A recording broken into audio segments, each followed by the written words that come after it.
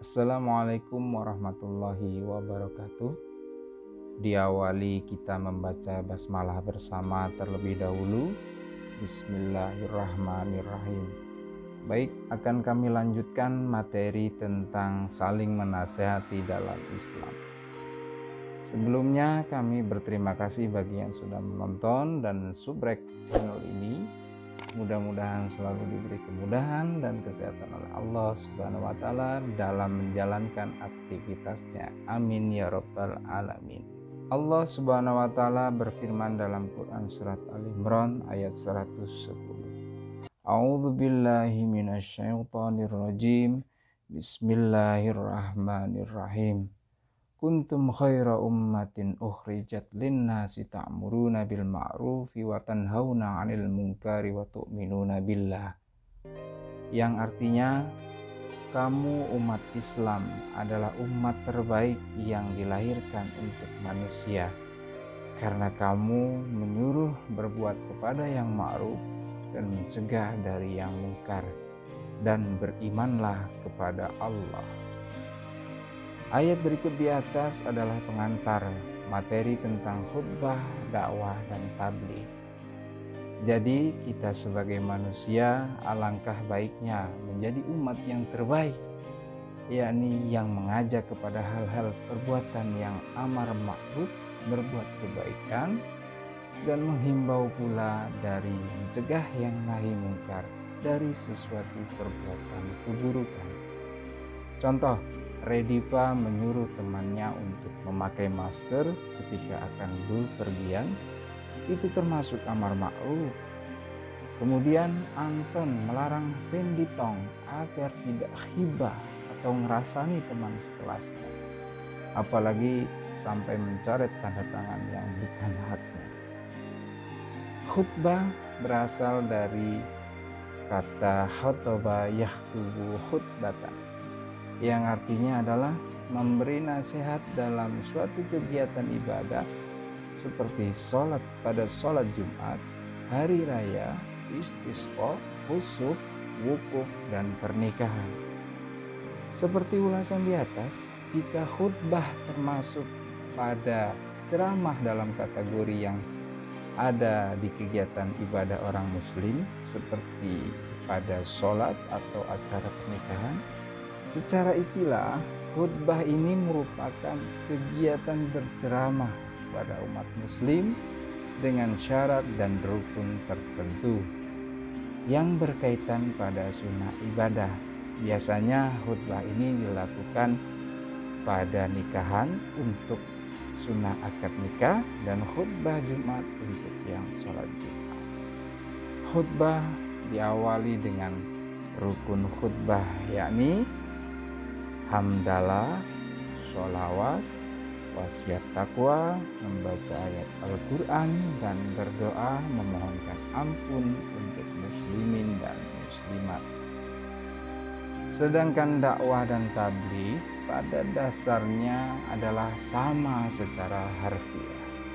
Namun dalam ilmu sosial dimensi mereka yang berbeda. Tabligh biasanya digelar atau diselenggarakan dalam suatu rangkaian acara tertentu, sedangkan berdakwah bisa dilakukan di mana saja, kapanpun, dan bisa dilakukan sewaktu-waktu tanpa harus menggunakan acara tertentu. Penjelasan di atas tadi merupakan sedikit keterangan, baik pengertiannya maupun ketentuan antara khutbah, dakwah, dan tabligh. Jadi perbedaan khutbah, dakwah, dan tabligh yakni yang pertama, khutbah dilakukan pada waktu-waktu tertentu, sedangkan tabligh dan dakwah bisa dilakukan kapan saja.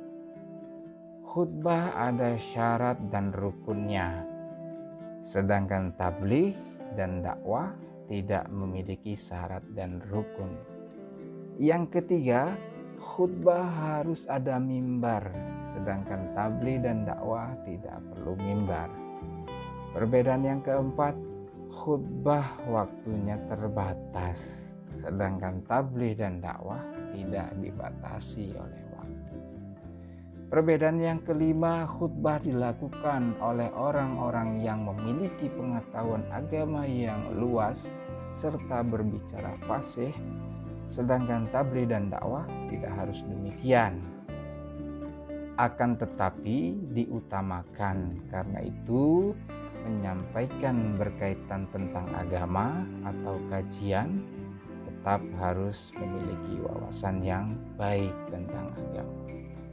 Kemudian yang keenam, perbedaannya, khutbah dilakukan secara khusus dan memiliki tata cara tertentu, sedangkan tabligh dan dakwah tidak. Akan tetapi tetap pada koridor yang benar secara syar'i. Yang ketujuh, pelaksana khutbah disebut khotib, sedangkan tabligh disebut mubaligh dan dakwah disebut dai. Kemudian metode berdakwah ada 3 menurut Al-Quran, surat An-Nahl ayat 125. A'udzubillahi minasyaitonirrajim. Bismillahirrahmanirrahim. Ud'u ila sabili rabbika bil hikmati wa mau'izatil hasanati wajadilhum billati hiya ahsan. Poin yang pertama yang dapat kita ambil kesimpulannya dari Quran surat An-Nahl ayat 125 tadi, metode yang pertama adalah bil hikmah, yang artinya dengan ucapan yang baik, dengan cara yang bijaksana pula. Contohnya, ketika kita memberi nasihat kepada teman kita untuk melaksanakan sholat duhur berjamaah, kita mengajaknya.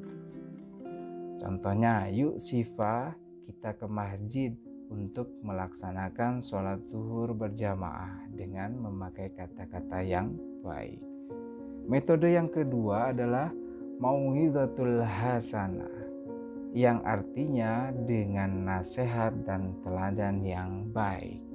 Contohnya, kita melaksanakan puasa Senin Kemis, kemudian ada teman yang bertanya, apakah kamu sedang berpuasa? Ya, karena baginda Rasulullah Shallallahu Alaihi Wasallam melakukan puasa pada hari Senin dan Kamis.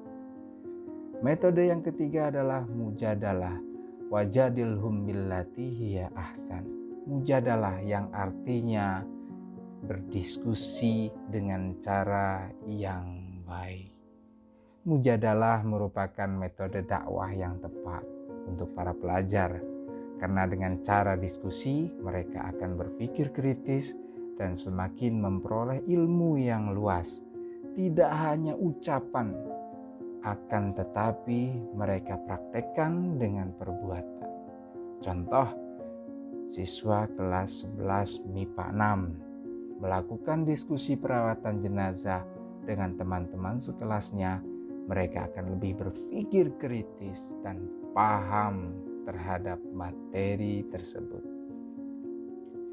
Selanjutnya, cara untuk mewujudkan perilaku mulia terhadap nilai-nilai khutbah, dakwah, dan tabligh. Apa saja? Yang pertama, kita melaksanakan sholat Jumat.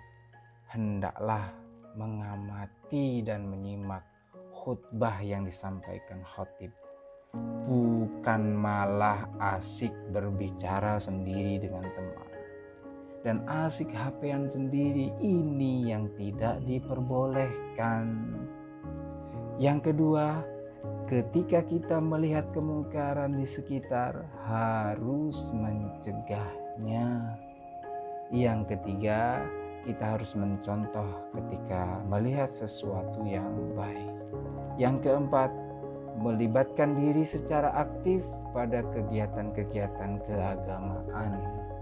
Yang kelima, memprakarsai kegiatan dakwah Islam baik di sekolah maupun remaja masjid, karang taruna, dan sebagainya. Sekiranya itu dulu terkait materi khutbah, dakwah, dan tabligh yang bisa sedikit kami ulas. Untuk penjabaran secara lebih luas lagi, bisa kalian lihat buku paketnya atau LKS-nya agar bisa menjawab beberapa pertanyaan-pertanyaan berikut. Sekian dulu, mari kita tutup bahasan bersama dengan bacaan Alhamdulillah. Jangan lupa itu ada beberapa pertanyaan ya guys, yang bisa kalian kirimkan nanti lewat GCR maupun Google Form yang nanti akan disiapkan. Terima kasih yang sudah subscribe channel ini, yang beri like juga thank you very much, yang share maupun yang komen di video ini. Thank you banget ya guys. Wassalamualaikum warahmatullahi wabarakatuh.